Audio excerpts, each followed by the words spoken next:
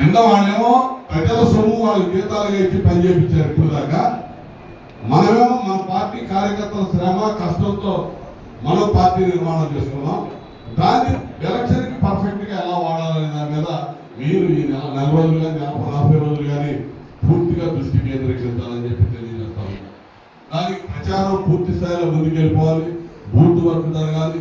Vote మళ్ళీ verification జరగాలి. ఇప్పుడు ఓటు వెరిఫికేషన్ అంటే బూత్కి 700 నుంచి 1000 దాకా 1200 దాకా పెద్ద బూతుల్లో అది వెరిఫికేషన్ కరెక్ట్గా స్టార్ట్ చేస్తే 2 రోజులు అయిపోద్ది చేస్తే.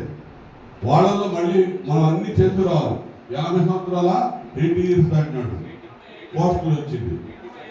85 80 85 సంవత్సరాలు దాటినాడు ఎంతమంది ఉన్నారు మీ బూత్లో? వాళ్ళ పోస్టల్ బ్యాలెట్ కావాల్సిన అరేంజ్మెంట్ చేసుకోవడం. ఎంప్లాయీస్ ఎంతమంది ఉన్నారు? ఊళ్ళో కాకుండా బయట వాళ్ళు ఎవరు ఉన్నారు? వాళ్ళలో మనవాళ్ళు ఎవరు ఉన్నారు? వాళ్ళని ఐడెంటిఫై చేయడం, వాళ్ళ నంబర్లు తీసుకోవడం, సాధ్యమైనంత మీరు వాళ్ళకి ఫోన్లు చేయడం, అక్కడ మెయిన్ నాయకులందరూ నలుగురు కూర్చొని వాళ్ళని రిక్వెస్ట్ చేయడం, ఎన్నికల ముందు రమ్మని చెప్పి పోస్టల్ బ్యాలెట్ ఎంప్లాయీస్తో మాట్లాడుకోవడం, ఇవన్నీ కూడా చేయాలి ఎప్పటికప్పుడు. ఇదంతా ఈ టైంని బట్టి నేను కూడా ఎప్పటికప్పుడు ఒక పక్క ప్రచారం చేసుకుంటా, ఒక పక్క ఎన్ని మానిటర్ చేసుకుంటా. నేను ఇదంతా భారం మొత్తం నేను చూసుకోవాలి.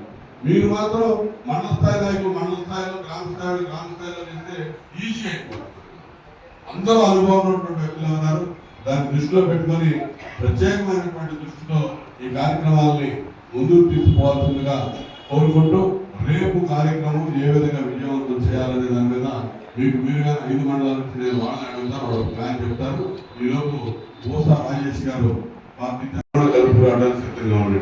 మరీ అడ్డగోలుగా వ్యవహరించిన వాళ్ళు ఒకళ్ళు అవసరం లేదు, కానీ దాదాపు ప్రతి ఒక్కరు కూడా కలుపు రావడానికి ప్రయత్నం చేయండి.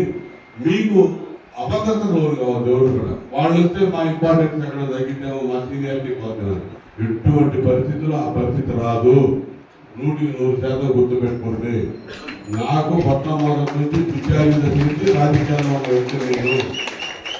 నాకు పూర్తి అవగాహన ఉంటుంది. ఎవరి గురించైనా నాకు ఒక అవగాహన ఉంటుంది. నేను కూడా మీ కొత్త వ్యక్తిని కాదు. నన్ను కూడా మీరందరూ చదివేశారు. నేను ఎటువంటి వాళ్ళు మీరు చదివారు. మీరేంటో నాకు తెలుసు. కాబట్టి ఎవరికి కూడా ఎవరి గౌరవానికి కానీ దేనికి కూడా భంగం కలగదు. ఎవరి ఇంపార్టెన్స్ వాళ్ళకే ఉంటుంది. దాని మీద ఎటువంటి అపోహలు పోవాల్సిన అవసరం లేదు. తెలుగుదేశం పార్టీ శ్రేణులకు అదే గౌరవం ఉంటుంది. అదే గౌరవంతో అదే పదవులు అవన్నీ ఉంటాయి. అదేవిధంగా నూతనంగా మనతో కలిసినటువంటి జనసేన పార్టీ కూడా కలిసిన కాడి నుంచి వాళ్ళు కూడా ఇతోధికంగా శ్రమించి మనతో కలిసి పనిచేస్తా ఉన్నారు. వాళ్ళు కూడా అదే ఆదరణ, అదే గౌరవ మర్యాదలు ఉంటాయని కూడా ఈ సందర్భంగా నేను తెలియజేస్తా ఉన్నాను. మీరు అది గుర్తుపెట్టుకొని అందరినీ కలుపుకొని మనం ఈ కార్యక్రమాలను ముందుకు తీసుకోవాలి. రేపు జరిగే మీటింగ్కి సంబంధించి ప్రధానంగా మన నియోజకవర్గం నుంచి ఏ విధంగా వెళ్ళాలి ఏంటనేది మీరు ఒకసారి ఆలోచన చేయండి. గతంలో రాకదలరా సభకి పచ్చూరు నియోజకవర్గంలో జరిగిన దానికి మనందరం కూడా బాగానే మండలానికి 50-60 వెహికల్స్ తక్కువ కాకుండా వెళ్ళాం. ఈసారి కూడా మీరు ఆ వెహికల్స్ మనం కరెక్ట్గా రాకదలరాకి ఏ విధంగా అరేంజ్మెంట్ చేశారో ఆ విధంగా చేయండి. అదనంగా కావాలంటే బస్సెస్ కావాలంటే స్కూల్ కాలేజీ బస్సులు మండలానికి 5-6 బస్సులు పంపించడానికి కూడా నేను కూడా సిద్ధంగా ఉన్నాను. నేను మాట్లాడి పెట్టాను. దానికి సంబంధించి మీరు మండలాల వారీగా తలా 2 నిమిషాలు మాట్లాడి దాన్ని ఏ విధంగా చేయాలనేది ఇప్పుడే మీరు ఆలోచించి బయటికి వెళ్ళే మీటింగ్ ఇది ఒకటే ఫైనల్ మీటింగ్. మనం ఇబ్బంది అనుకోకుండా రేపు ఒక్కరోజు మీరు ప్రత్యేకంగా శ్రద్ధ పెట్టండి. నేను కూడా కొంచెం నెగ్లెక్ట్ చేద్దాం అనుకున్నా, కానీ ఈ రోజు ఉదయం కూడా మన పార్టీ అధినేత చంద్రబాబు నాయుడు గారు కాన్ఫరెన్స్ తీసుకొని కొంచెం గట్టిగా చెప్పాడు ఆయన. కాబట్టి వారిని గౌరవించాల్సిన అవసరం ఉంది. మన బాధ్యత.